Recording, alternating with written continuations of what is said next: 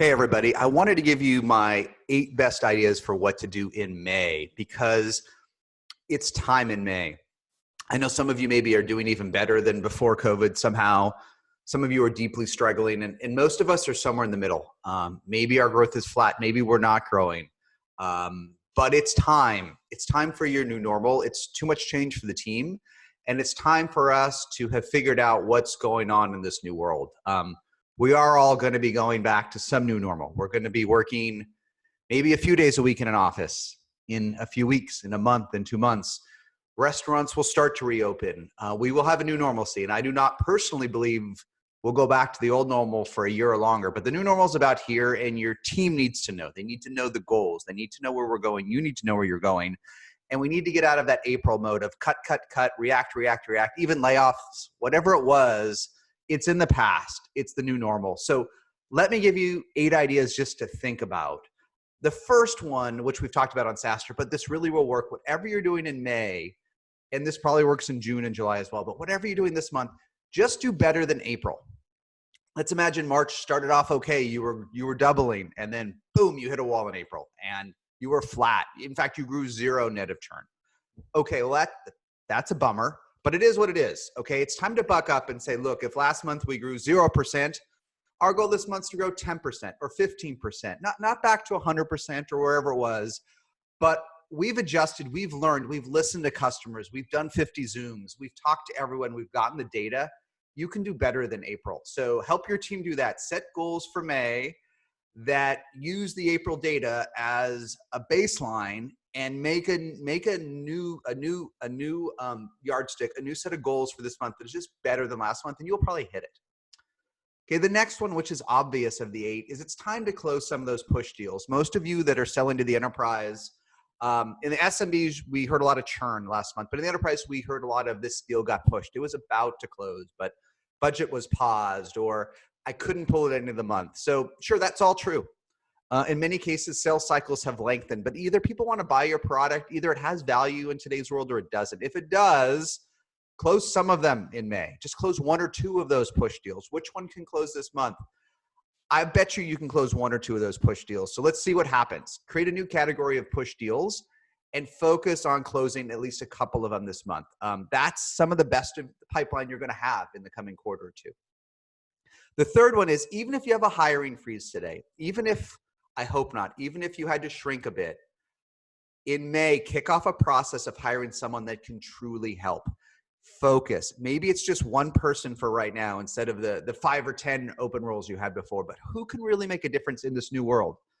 Is it finally time to hire ahead of demand gen? Maybe it is today. Maybe you just need more top of the funnel. Is it ahead of product because you're struggling to figure out which of 28 directions to go? Is it a real head of customer success so you can drive NPS up in this crazy world, so you can work on that churn and deflect it into retention? I don't know, but take a pause, take a break, and think about what's the one role that will really make a difference for your company, and go out and hire just that one person. Focus on that one person that can be the most accretive.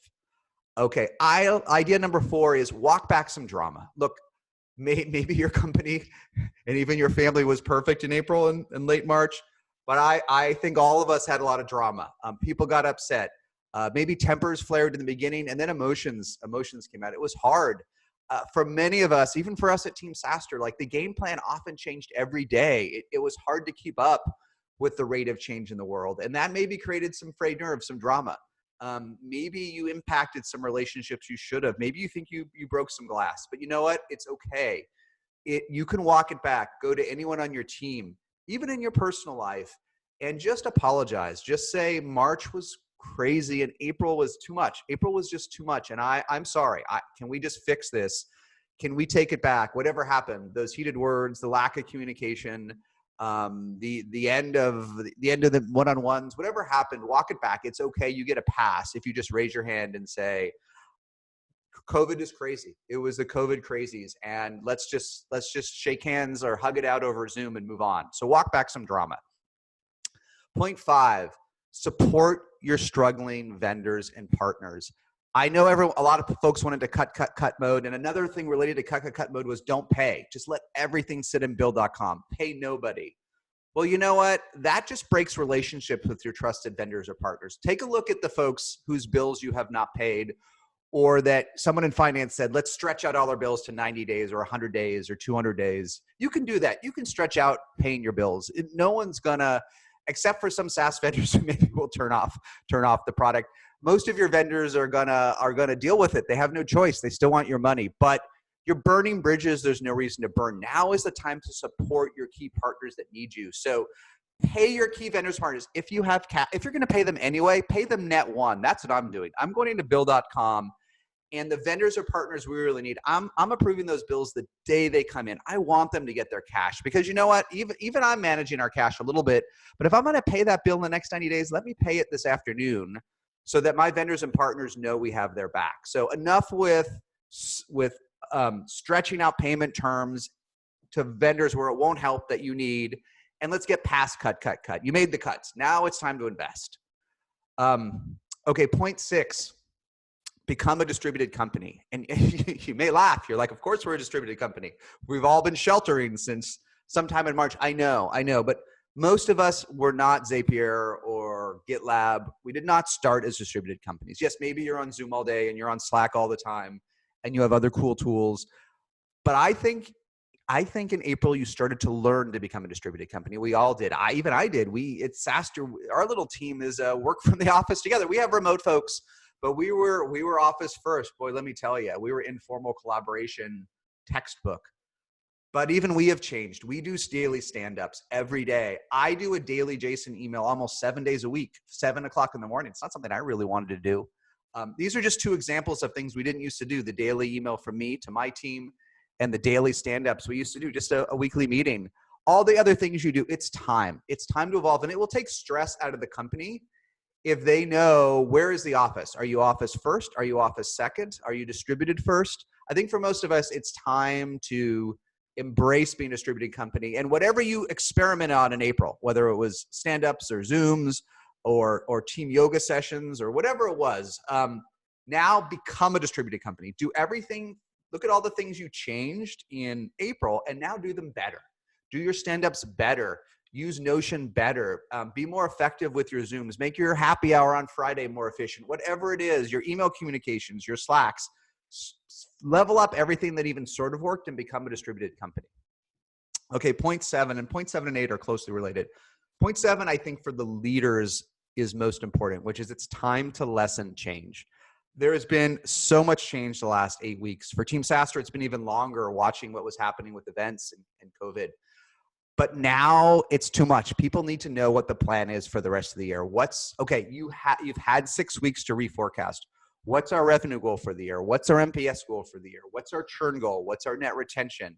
Even on our little Team SaaStr today, we went from interim dashboard. We do a dashboard we review every week in Notion to dashboard. The interim's gone. Now we know what we're going to do this year for all of our goals, our top of the funnel goals, our community goals, everything. We have our goals for the year and everyone gets it. And now everyone knows each day the goals aren't going to change. Now we may have to reset them one more time, but I don't think so. I think we all kind of know what our new normal is, and you need to set goals for your new normal for this year so that the game doesn't keep changing. Your team, you can probably handle a lot of change, especially as founders or leaders, but the team doesn't like it. The team needs as little change as possible, and they've already rolled with it. They've already done an incredible job adjusting to this new world. Now minimize for that. Set goals for this year that make sense, that aren't going to change at least in June or July, and start recording and measuring progress toward these new goals that aren't going to change for 2020. And the last one related to that, and you know this, but the last point is help your team. What can you do more in May to help your team? I don't know, but I don't think any of us as leaders did the best we could to help our team. I know we tried. Maybe you talked more. Maybe you communicated more. Maybe you brought in even, who knows, some therapy, some coaching, some helping, and that's great. But I think everyone needs more help. I know even personally, I need more help. We need more emotional help. We need more personal help. We need more coaching help. So the other 7 ideas, I gave you ideas on what to do. This one, I don't know. But take a pause and think, what are 2 or 3 things you can do to help your team? And maybe the easiest thing, if you're not sure, like I'm not sure, I'll tell you what does work. Ask everybody. Ask everyone on your team for 2 to 3 ideas that you can do in May to help them, to help everyone de-escalate things, be calmer. Just ask them what are the 2 or 3 things that would help them the most that you could do with the company. Get 2 to 3 ideas from everybody, force rank them, and then you as leaders or as founders go do 2 or 3 of those and help your team get through this next level, because we may be going back to the office soon, depending on where we live. It may be longer, but wherever we go back to, for a long time, it's not going to be the same.